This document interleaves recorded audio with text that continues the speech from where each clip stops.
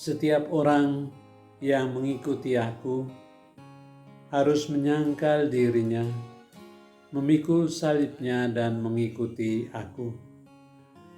Demikianlah ungkapan yang mungkin terasa keras di dalam telinga kita yang kita dengar dari Injil pada hari Minggu ini.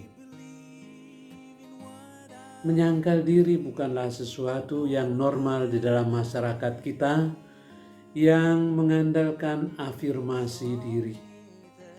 Kita sulit menemukan di dalam masyarakat kita tokoh-tokoh dan orang-orang yang ingin untuk mengosongkan diri dari kepentingan dirinya sendiri. Yesus meminta orang-orang yang mau menjadi muridnya untuk menyangkal dirinya.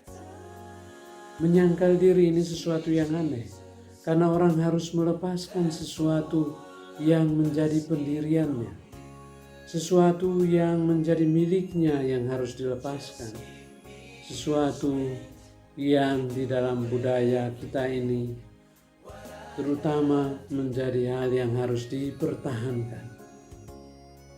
Penyangkalan diri ini di dalam bacaan-bacaan pada hari Minggu ini misalnya ditunjukkan oleh Nabi Yeremia yang di dalam bacaan yang pertama merasa sangat tertekan batinnya. Di satu pihak dia tidak ingin untuk berbicara, menubuatkan apa yang diterimanya dari Allah. Dan dia mengakui bahwa semakin aku berusaha untuk mendiamkannya di dalam hati, dorongan itu semakin bertumbuh seperti api yang membakar dari dalam, sehingga mau tidak mau aku harus menyatakannya. Menyangkal diri ini juga yang kita temukan di dalam hidup Yesus.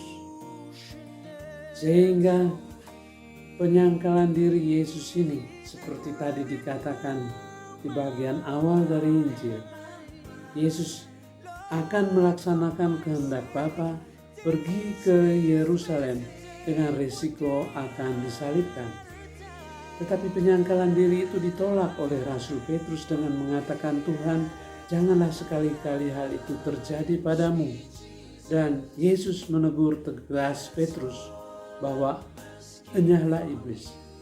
Mengikuti diri sendiri tidak lain adalah godaan untuk mengikuti bisikan iblis yang selalu mengarahkan untuk berbuat sesuai dengan keinginan sendiri, seperti godaan yang dialami oleh Yesus pada awal karyanya. Iblis meminta dia untuk melakukan tindakan-tindakan yang tidak sejalan atau yang memperlihatkan betapa berseberangan dengan logika yang dimiliki oleh Allah sendiri. Perintah Yesus, setiap orang yang mau mengikuti aku harus menyangkal diri, diikuti dengan memikul salib. Memikul salib itu seperti yang dilakukan oleh Yesus sampai kepada suatu pengorbanan dengan memberikan diri sehabis-habisnya.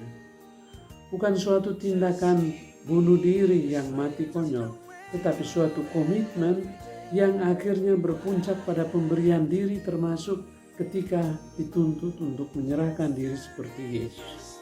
Kepada pengikutnya, Yesus tidak meminta untuk disalibkan secara fisik, tetapi memikul salib dan mengikuti Yesus. Sama seperti dilakukan oleh Nabi Yeremia dalam bacaan pertama, berkaitan dengan susah payah, penderitaan-penderitaan yang dialami karena setia.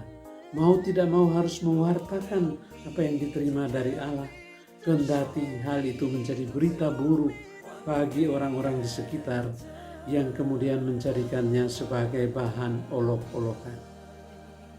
Memikul salib sama juga dengan bacaan yang kedua dari Rasul Paulus kepada jemaat di Roma, yakni mempersembahkan diri.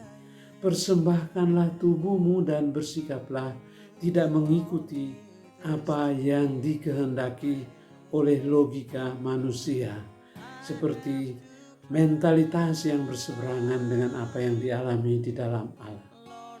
Saudara-saudari yang terkasih, sesudah menyangkal diri, memikul salib, orang juga dengan demikian bersedia untuk kehilangan nyawa.